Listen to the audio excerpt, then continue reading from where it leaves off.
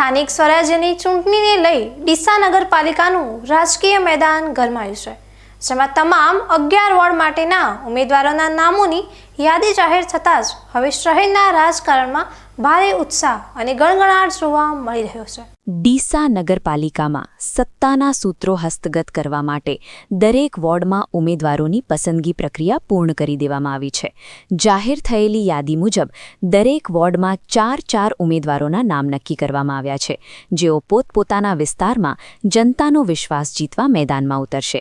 ડીસા નગરપાલિકામાં ભાજપ દ્વારા જાહેર કરવામાં આવેલા વોર્ડ વાઇઝ ઉમેદવારો પર એક નજર કરીએ તો વોર્ડ નંબર 1 પલ્લવીબેન કનુભાઈ જોશી, રોનકબેન શિરેશકુમાર પટેલ, સંજયકુમાર બાબુલાલ ગેહલોત અને કિરણકુમાર બાબુલાલ રાવળ.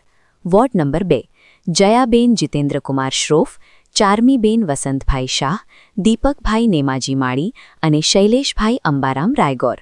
વોર્ડ નંબર 3 રેખાબેન પ્રવીણકુમાર પંચાલ, જયશ્રીબેન કિશનકુમાર રાજકોર, શૈલેષકુમાર છગનભાઈ પ્રજાપતિ અને દિનેશભાઈ રતનલાલ માળી.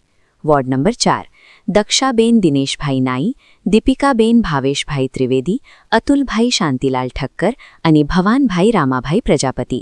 વોર્ડ નંબર 5 અવનીબેન શમ્મીકુમાર પઢિયાર, જડીબેન ત્રિભુવનભાઈ દરજી, પરેશભાઈ રસિકભાઈ લીંબુવાલા અને રાહુલકુમાર આશારામ માધવાણી. વોર્ડ નંબર 6 ભારતીબેન શ્રાવણકુમાર માજીરાણા, ગીતાબેન ભરતભાઈ ઠાકોર, વિનોદ ભારતી પુરણભારતી ગોસ્વામી અને કરશનજી તાગાજી જોશી. વોર્ડ નંબર 7 દામિનીબેન ખેમજી ઠાકોર, અંસીબેન લેખરાજભાઈ માજીરાણા, બાબુભાઈ જુગરાજભાઈ બોરવાલ અને રવિકુમાર દલપતભાઈ ઠક્કર. વોર્ડ નંબર 8 કોમલ પરેશકુમાર કાનુડાવાલા, ઉષાબેન નિલેશકુમાર પરમાર, કૌશિકકુમાર બાબુભાઈ સાધુ અને પ્રકાશકુમાર મફાજી સોલંકી. વોર્ડ નંબર 9 ફરઝાનાબેન કુરેશી, ઝાયદા ખાતુન ઇરફાન રાઠોડ, રાજુભાઈ અમથાભાઈ સોલંકી અને મોહમ્મદ ઇદ્રીસ મુખ્તિયાર અહેમદ કુરેશી. વોર્ડ નંબર 10 ચેતનાબેન પંકજકુમાર મેવાડા, કિરણબેન રંજીતભાઈ વાઘેલા, ભરતભાઈ હરગોવિંદ સોલંકી અને અમિત વિનોદચંદ્ર રાજગોર.